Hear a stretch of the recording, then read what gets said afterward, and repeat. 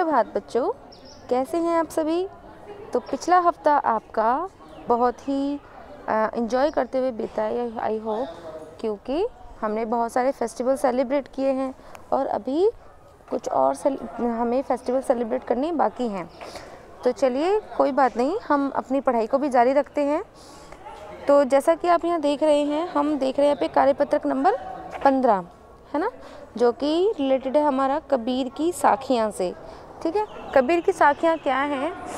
कबीर की साखियाँ हैं कि जो उनके द्वारा बताई गई बातें हैं, समाज में जो कुरीतियाँ हैं उनको उजागर करने के लिए उन्होंने एक अलग ढंग अपनाया है, जो कि जनमानस की भाषा में है। जनमानस की भाषा का अर्थ है जो कि उस समय जो लोग भाषा इस्तेमाल करते थे और जिस तरह से वो बोलियाँ बोलते थे, उसी भाषा में उन्होंने अपनी जो बात को कहने का प्रयास किया है और लोगों तक अधिक से अधिक पहुंचाने का प्रयास किया है। जिनकी जो शिक्षाएं हैं, जो अच्छी बातें हैं, वो हम आज तक भी पढ़ते हैं, क्योंकि वे इतनी ज़्यादा प्रभावित करती हैं व्यक्ति को कि वे बच्चों के लिए और सभी के लिए पढ़ना बहुत ज़रूरी है।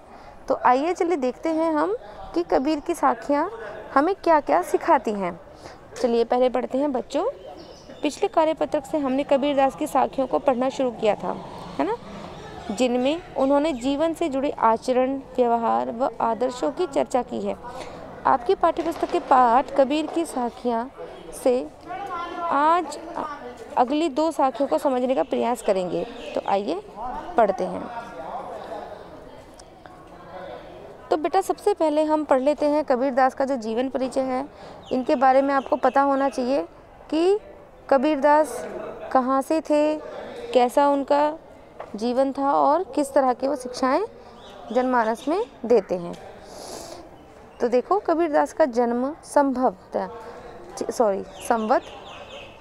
1455 सन 1398 ईस्वी में हुआ था।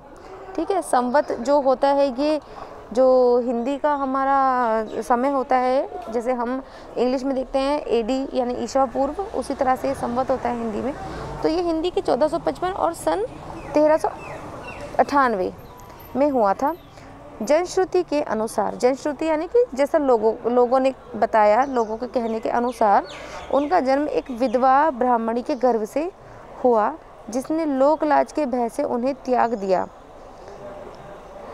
एक जुलाहा दंपति को वे लहरतारा नामक तालाब के किनारे पड़े हुए मिले, जिसने उनका पालन पोषण किया। ठीक है, जो जुलाहा दंपति थे उन्होंने इनका पालन पोषण किया था। वे ही कबीर के माता पिता कहलाए। इनके नाम थे नीमा और नीरू। ओके, इनके नाम क्या थे? नीमा और नीरू।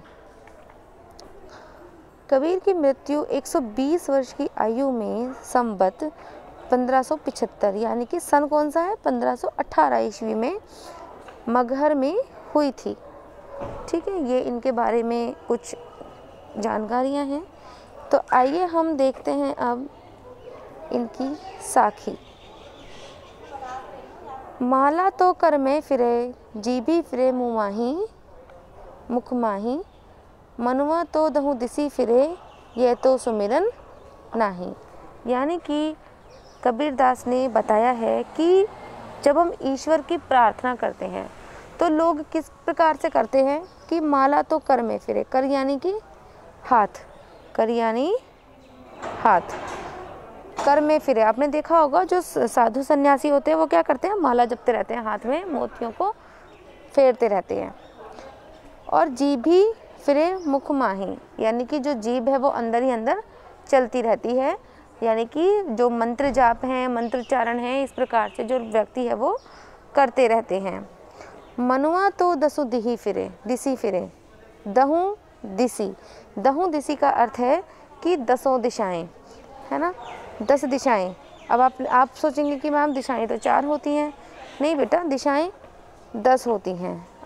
आप इस तरह से पूर्व, पश्चिम, उत्तर, दक्षिण देखते हैं। ठीक है, फिर इनके बीच की भी दिशाएं होती हैं, जैसे कि ये है पूर्व, ये है उत्तर और ये है पूर्व। ठीक है, तो उत्तर और पूर्व के बीच की जो दिशा होगी उसको बोलेंगे उत्तर पूर्व। ठीक है, तो इसी तरह से इनकी ये इस तरह से 10 दिशाएं होती हैं। ये 8 दिशाएं ये हो गई और 2 दिशाएं हैं हमारी, एक ऊपर और एक नीचे, ये 10 दिशाएं हैं। तो मनवा तो 10 दी ही फिरे, मतलब जो मनुष्य का जो मन है वो 10 दिशाओं में फिरता रहता है। तो यह तो सुमिरन नाही, यानी कि जब आपका मन ही नहीं है सुमिरन करने में या पूजा पाठ करने में या ध्यान लगाने में, यदि आपका मन ही नहीं है तो आपका इस प्रकार की पूजा करने का कोई भी फ़ायदा नहीं है।